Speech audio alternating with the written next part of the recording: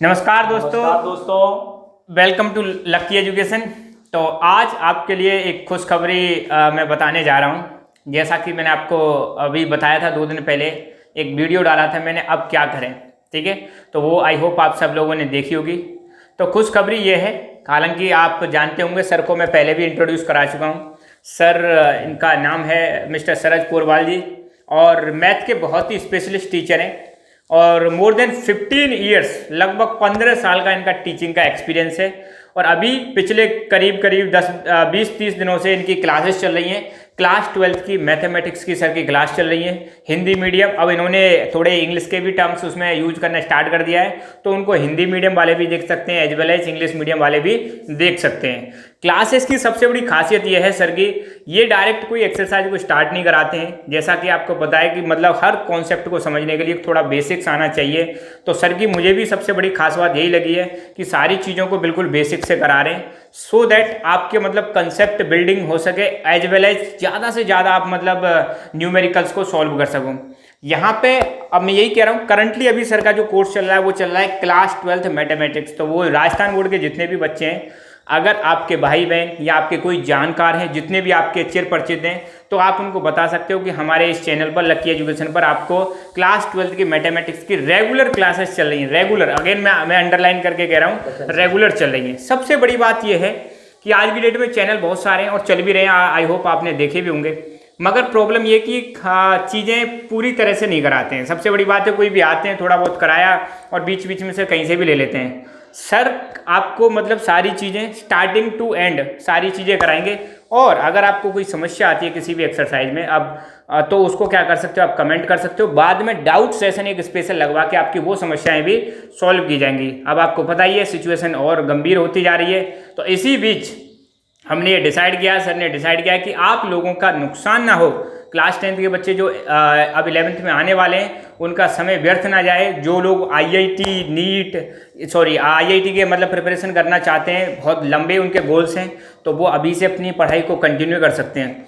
अभी नया क्या होने वाला है, सर का 12th का तो चल ही रहा है, तो मैंने भी प्रॉमिस किया था आपको कि सर स्टार्ट कराएंगे बहुत जल्दी। अब आज से 11th क्लास की, ध्यान देना, आपको पता है क्लास 11th में हमारा सिलेबस चेंज हो चुका है और जो किताबें एनसीईआरटी की बुक्स जो सीबीएसई बोर्ड में चलती थी, वही अब किस में चल रही हैं, आरबीएसई बोर्ड में स्टार्ट हो गई हैं। तो सर आज से आपको regular NCERT class 11th mathematics की सेक्शन लेंगे। अभी धीरे धीरे शुरुआत होगी, ताकि आप भी अभी देखो, अब 10th से जैसे 11th में जाते हैं तो चीज़ें थोड़ी बढ़ जाती हैं। हाँ, लेवल 10th में इतने से क्वेश्चन होते हैं, तो 11th में ऐसे क्वेश्चन आएंगे। तो डरने की बिल्कुल बात नहीं है, बिल्कुल फ्रैंकली आपको रहना है, टेंशन लेनी नहीं है। सर सारी चीज़ें बिल्कुल शांति से कराएंगे। पर यहाँ पे जो भी चीज़ कराई जाए, तो मेरी एक आपसे रिक्वेस्ट है कि आप अपनी एक नोटबुक बनाएं, उसमें सारी चीज़ों को लिखते जाएं। सर बेसिक्स भी कराएंगे और एज वेल एज एक्सरसाइज भी कराएंगे। At the end of exercise अगर आपको कोई डाउट्स हैं, अगर कुछ क्वेश्चन, वैसे तो हम कोशिश करेंगे कि ज़्यादा से ज़्यादा क्वेश्चन यहाँ पे करेंगे, यहाँ पे ज़्यादा से ज़्यादा क्वेश्चन सर कराएंगे आपको, और बाहर से भी क्वेश्चन दिए जाएंगे। उसके बावजूद भी अगर कुछ क्वेश्चन रह जाते हैं, अगर आपको नहीं आते हैं, तो सर उनको भी सॉल्व करेंगे। ठीक है, तो यही आपके लिए नया तोहफा है। ठीक है, और मैं सर का बड़ा बहुत आभारी हूँ कि सर ने मतलब अपना यहाँ पे टाइम आप लोगों के लिए मतलब डिवोट किया है। जैसा कि मैं आपको पहले ही बता चुका हूँ, हमारा जो पर्पज़ है वो सिर्फ और सिर्फ सोशल पर्पज़ है, लोगों का ज़्यादा से ज़्यादा भला हो सके, सिर्फ यही पर्पज़ है। हमें एक दूसरे की मिलकर हेल्प करनी है। अगर आपको इस चीज़ का फ़ायदा पहुँच रहा है, तो आप भी, जितने भी आपके नोन हैं, जितने भी आपके चिर परिचित हैं, जितने भी लोग आपके जानकार हैं, तो अगर सर 11th की रेगुलर क्लास डालते हैं, तो उनको भी आप इन चीज़ों को पहुँचाएँ, ताकि ज़्यादा से ज़्यादा लोगों का भला हो सके, ज़्यादा से ज़्यादा लोग एजुकेट हो सकें। ठीक है, हमारा पर्पज़ है एजुकेशन को बढ़ावा देना, ज़्यादा से ज़्यादा लोगों तक पहुँचाना। अगर आप एजुकेटेड होंगे तो हमारी सोसाइटी ग्रो करेगी, और सोसाइटी ग्रो करेगी तो कंट्री ग्रो करेगा। तो अल्टीमेट पर्पज़ जो है, हमें अपने देश को क्या बनाना है, सशक्त बनाना है, पावरफुल बनाना है। और पावरफुल बनाने के लिए सबसे इंपॉर्टेंट चीज़ है एजुकेशन। तो अब मैं सर को मतलब माइक देना चाहता हूँ, और सर आपको बताने वाले हैं क्या चल रहा है, क्या नहीं चल रहा है। सो आई होप आपको ये सारी चीज़ें पसंद आएंगी, और फिर भी कोई भी दिक्कत हो तो आप बताना। सर बहुत फ्रेंकली हैं, सारी चीज़ें आराम से कराएंगे आपको। Sir please. Thank you sir.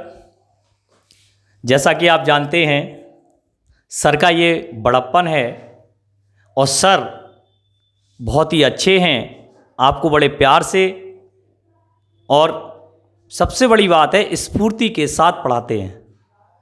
आज की दुनिया में जब तक व्यक्ति के अंदर स्फूर्ति नहीं होगी तब तक हमारे सामने जो चीज़ रखी हुई है उसके अंदर भी जज्बा उत्पन्न नहीं होगा।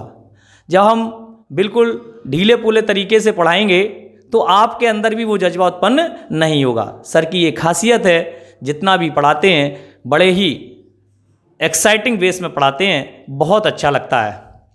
और सर जैसा कि अभी कह रहे थे कि सबसे बड़ी बात एक और बता दूं मैं कि मेरा ऑनलाइन टीचिंग में जाने का कोई ऐसा मूड नहीं है। मैं पिछले लगभग में पढ़ाने की बात तो ये है कि 16-17 साल हो गए हैं, लेकिन मान चलो 15 ईयर से तो मैं रेगुलर कंटिन्यूअस पढ़ा ही रहा हूँ। लगभग 16-17 साल हो चुके हैं।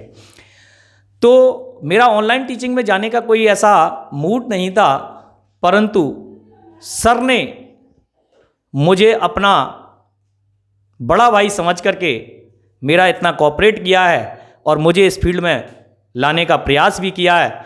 मैं इनका बहुत बहुत आभारी भी हूँ। सबसे बड़ी बात यह है कि व्यक्ति के अंदर कार्य तो बहुत लोग करते हैं, लेकिन व्यक्ति के अंदर जज्बा कितना है, वो कार्य करने की गति को किस तरफ मोड़ सकता है, वो हमारे भाई, छोटे भाई लक्ष्मण जी, लकी सर के द्वारा ये दिखाया जा रहा है। और आपको जितने भी इस चैनल पर जितने भी वीडियो डाले जा रहे हैं आप देखना और बाकी लोगों के देखना। मुझे लगता है कि इनके वीडियोस में जितना दम है वो मुझे नहीं लगता किसी और वीडियो में होगा। तो मैं आशा करता हूं कि ईश्वर इनकी मनोकामना अवश्य पूर्ण करेगा और इनका चैनल बहुत दूर तक जाएगा, जितना इन्होंने सोचा नहीं होगा उससे भी कहीं ज़्यादा। और आप लोगों का तो विशेष सहयोग है ही।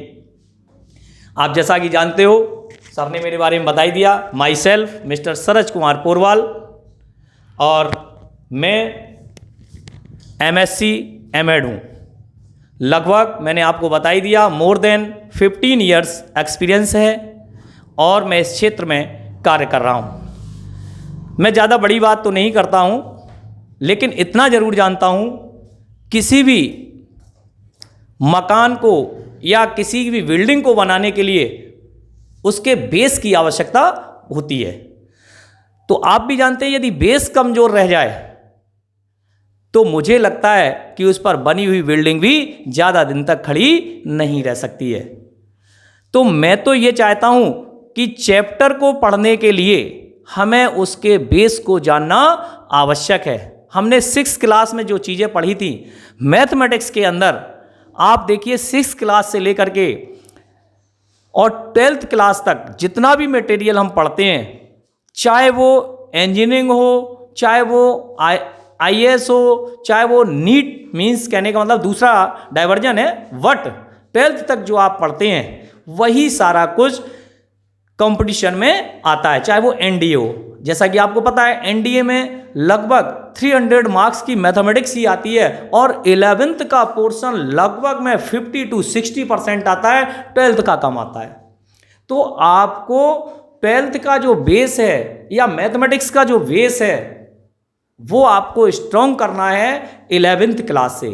और NCERT आप जानते हो ऑल इंडिया में सबसे टॉप मोस्ट बुक है, जिसको मेरे शिक्षाविदों ने ना जाने कितने शिक्षाविदों ने लिखा हुआ है और उनके द्वारा लिखित पुस्तक है, उसमें कहीं कोई त्रुटि की बात नहीं है। तो इतनी शानदार बुक्स है, जितने भी कंपटीशन वगैरह आदि के पेपर बनते हैं NDA आदि के, वो सब NCERT से ही बनाए जाते हैं। तो सबसे पहले आप ये प्रण करें कि हमें 11th क्लास को बहुत अच्छे से पढ़ना है, इसको ढील नहीं देनी है। कुछ बच्चे लोकल क्लास समझ के इसको नहीं पढ़ते हैं, बोर्ड क्लासेस में जाके साहब मेहनत करेंगे और हम अच्छे नंबर लाएंगे। ये गलत सोच है। ये अपने थॉट को बदलना होगा हमें, तभी हम शिक्षा के क्षेत्र में कुछ आगे और कंपटीशन क्षेत्र में कुछ अच्छा कर सकते हैं। भाई प्रतिस्पर्धा बहुत है, एक वैकेंसी पर 1000 लोग आते हैं, तो इसलिए हमें शुरू से ही 11th क्लास से ही ये सोच के चलना है कि हमें इतनी अच्छी तैयारी, इतनी अच्छी मजबूती लानी है अपने अंदर कि मेरा बेस बहुत मजबूत हो और 12th में आते आते हमारे अंदर एक शक्ति सी आ जाए। तो उसी शक्ति के लिए मैं कोशिश करूँगा कि मैं 11th में जो NCERT स्टार्ट कर रहा हूँ, मैं पूरे चैप्टर में आपको रेगुलरली जो भी बातें होंगी वो बताऊँगा। और बेसिक कंसेप्ट मेरा थोड़ा टाइम लेता है, मैं बेसिक कंसेप्ट जब तक खुद संतुष्ट नहीं हो जाऊंगा, सेटिस्फैक्शन नहीं होगा, तब तक मैं आपको भी संतुष्ट नहीं कर सकता हूं। तो इसलिए मेरा चैप्टर भले ही देर में समाप्त हो, लेकिन मैं दूंगा पूरा। मुझे ये नहीं आता है कि ये छोड़ दो कि वो छोड़ दो। पहली बात आप देख लेना, मेरा जो 12th का हिंदी मीडियम या इंग्लिश मीडियम भी हम साथ में चला रहे हैं आरबीएससी का, उसके डिफरेंशिएशन चैप्टर चला रहा हूँ, चैप्टर नंबर 7। आप शुरू से पढ़ लीजिएगा। आपकी बुक्स में हो सकता है वो चीज़ ना दी गई हो, मैंने वहीं से स्टार्टिंग की हुई है, बहुत छोटी सी माइन्यूट चीज़ से। 6th 7th क्लास में हम पढ़ते हैं, 8th क्लास में पढ़ते हैं वेरिएबल और कांस्टेंट, वहाँ से स्टार्टिंग की हुई है। और आप एक एक चीज़ चाहे एनसीईआरटी से मिला लीजिए, चाहे आप आरबीएससी से मिला लीजिए, मैंने सारी बातें उसमें क्लियर की हुई हैं। तो मैं यही चाहता हूँ कि बेस पर बहुत जाना है आपको। तो मैं 11th की एनसीईआरटी आज से स्टार्ट करूँगा।